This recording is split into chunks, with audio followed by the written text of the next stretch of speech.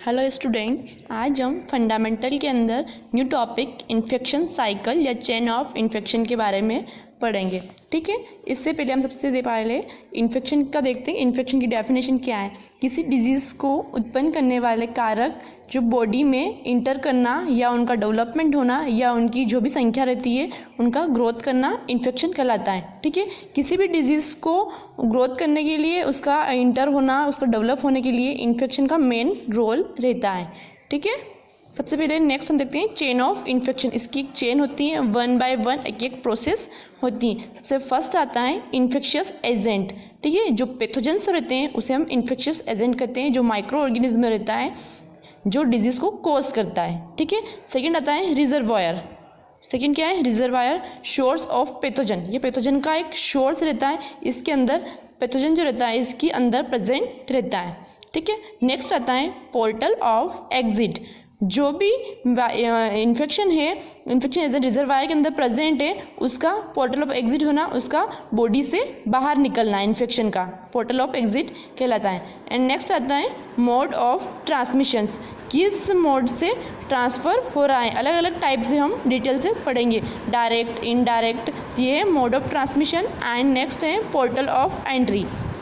ठीक है, infection transfer हो गया है, बॉडी से बाहर निकल गया है रेस्पिरेशन के थ्रू, या जैसे ड्रॉपलेट किसी ने छींका है तो उसके थ्रू बाहर निकल गया, तो वो नेक्स्ट सामने वाले पर्सन के अंदर पोर्टल ऑफ एंट्री उसी वे से करेगा। जिस वे से इन्फेक्शन बाहर निकला है उसी वे से इंटर भी करेगा, तो वो कहलाता है portal of entry. And next है ससेप्टिबल होस्ट। ऐसा पर्सन जो इजीली इन्फेक्टेड हो जाता है, उसके अंदर इम्यूनिटी पावर कम होगी, तो वो क्या होगा? Susceptible host. ठीक है, तो क्लियर पूरी साइकिल। इस तरह से हमारी साइकिल चलती है। सबसे पहले आता है इन्फेक्शियस एजेंट, फिर आता है रिजर्वायर, फिर आता है portal of exit and mode of transmissions and portal of entry and susceptible host. Clear? इस साइकिल को ब्रेक करके हम इन्फेक्शन को रोक सकते हैं। साइकिल है, मान लो किसी को इन्फेक्शियस एजेंट है, रिजर्वायर तक आ गया है, किसी के अंदर इंटर कर गया है, उसकी प्रोसेस स्टार्ट कर दी है, पोर्टल ऑफ एग्जिट होने से हम रोक सकते हैं। किसी को मान लो जैसे कि कोरोना इन्फेक्शन भी है, तो उसमें क्या हो रहा है? मास्क पर लगा रहे हैं, पेशेंट को क्वारंटाइन कर रहे हैं, तो इस साइकिल को यहाँ से हमने ब्रेक कर दिया, पेशेंट को कोई भी सेफ्टी दे दी, तो क्या करते हैं हम? साइकिल को ब्रेक करके इन्फेक्शन होने से रोक सकते हैं। ठीक है, prevention is a better than cure. First देखते हैं इन्फेक्शियस एजेंट। ठीक है, इन्फेक्शियस एजेंट क्या है? एक पैथोजन से है, माइक्रो ऑर्गेनिज्म है। सेकेंड क्या है? Reservoir, source of pathogen growth, pathogen की ग्रोथ करने का एक सोर्स है। एंड थर्ड है पोर्टल ऑफ एग्जिट, वे रूट जिनके द्वारा माइक्रो ऑर्गेनिज्म बॉडी से बाहर निकलते हैं वो पोर्टल ऑफ एग्जिट कहलाते हैं। ठीक है, जिस साइड से माइक्रो ऑर्गेनिज्म बाहर निकलते हैं वो पोर्टल ऑफ एग्जिट कहलाता है। ठीक है, फिको ओरल रूट हो सकता है या कोई भी रूट रेस्पिरेटरी रूट हो सकता है, तो उसे हम पोर्टल ऑफ एग्जिट कहते हैं। नेक्स्ट है fourth point, mode of transmissions. ठीक है, किस तरह से इन्फेक्शन ट्रांसफ़र हो रहा है वो आता है मोड ऑफ ट्रांसमिशन। इसके अंदर डिफरेंट टाइप्स के बारे में हम पढ़ेंगे। सबसे फर्स्ट पढ़ते हैं direct contact, touching on infected persons including skin to skin contact. ठीक है, कोई भी इन्फेक्टेड पर्सन है उसको हम टच करेंगे या स्किन से स्किन कॉन्टैक्ट होगी तो वो इन्फेक्शन फैल जाएगा।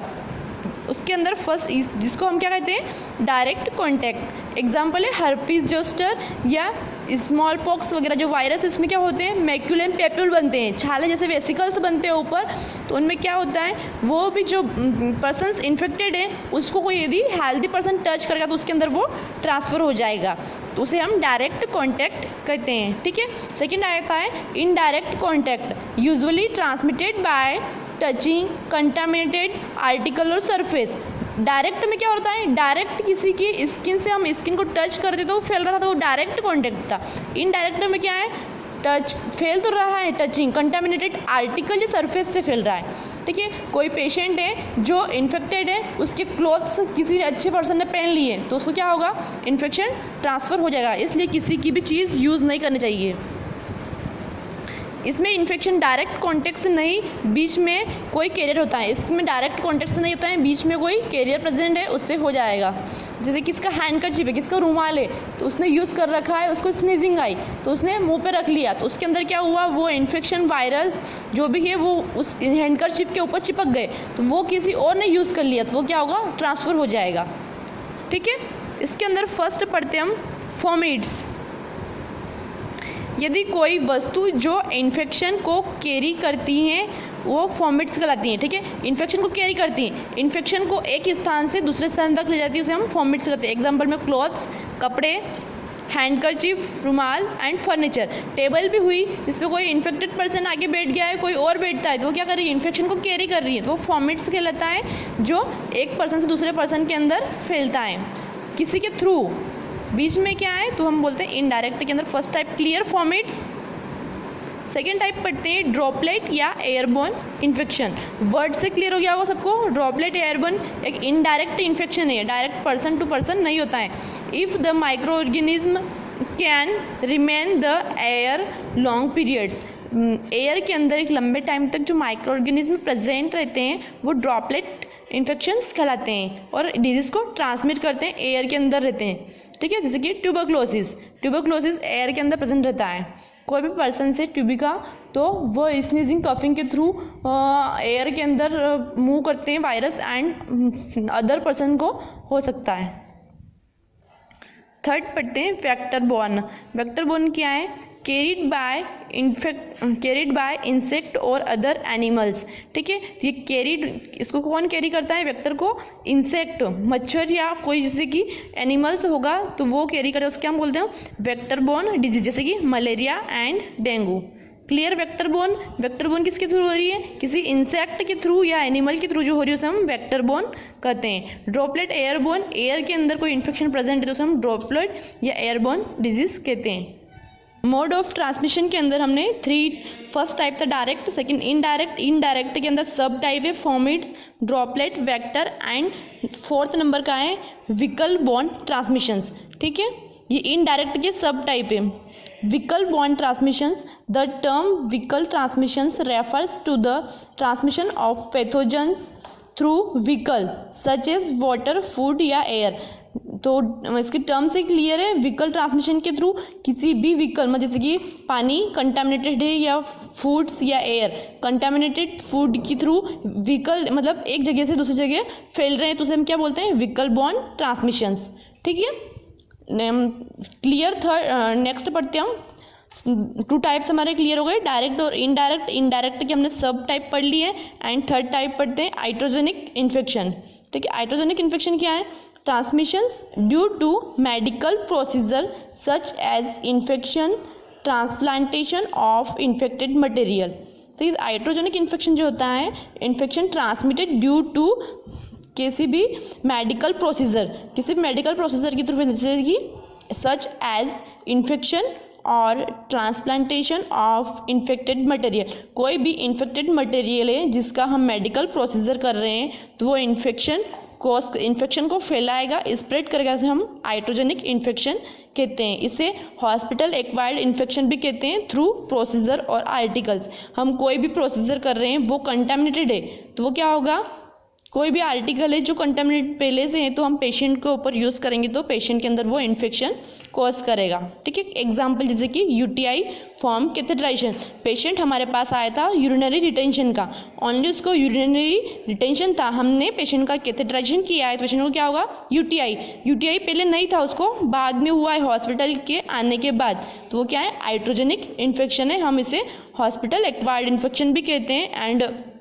हॉस्पिटल एक्वायर्ड इन्फेक्शन को हम नोजोकोमियल इन्फेक्शन भी कहते हैं। क्लियर। Hydrogenic infection. नेक्स्ट हम पढ़ते हैं फोर्थ, वर्टिकल ट्रांसमिशंस, ठीक है। यह one generation to another generation में स्प्रेड होता है। वर्टिकल जो ट्रांसमिशन होता है ये एक जनरेशन से, एक पीढ़ी से दूसरी पीढ़ी में ट्रांसफर होता है। काई से, बाय प्लेसेंटा या ब्रेस्ट फीडिंग, ठीक है। मदर से बच्चे में होना, दादी को है तो पोते को भी होगा, तो one generation to another generation चलता रहता है।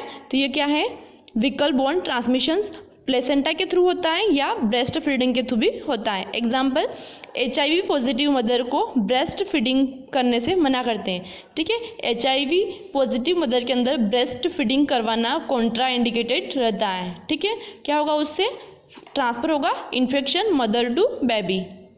Clear. Vertical transmission. Mode of transmission के अंदर हमने पूरा क्लियरली सारे ट्रांसमिशन के बारे में पढ़ लिया था। इससे पहले पढ़ा था susceptible host and reservoir and third था portal of for exit and mode of transmissions and mode of transmission, सारे ट्रांसमिशंस पढ़ लिए। उसके बाद आता है पोर्टल ऑफ एंट्री, ठीक है। वे रूट जिनके द्वारा माइक्रो ऑर्गेनिज्म बॉडी में इंटर करते हैं पोर्टल ऑफ एंट्री कहलाते हैं, ठीक है।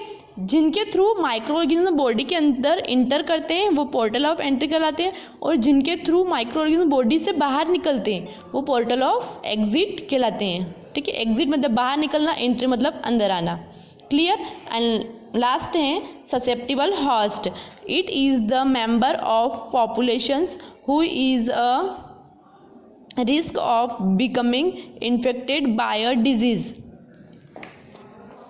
किसी भी डिजीज से इन्फेक्टेड होना। Who is a member of population, population के अंदर वो मेंबर जो बिकमिंग इन्फेक्टेड डिजीज के कांटेक्ट में आ गया है और उसको रिस्क है डिजीज होने की, तो वो ससेप्टिबल होस्ट कहलाएगा। ससेप्टिबल होस्ट मीन्स आसानी से प्रभावित होने वाला, ठीक है।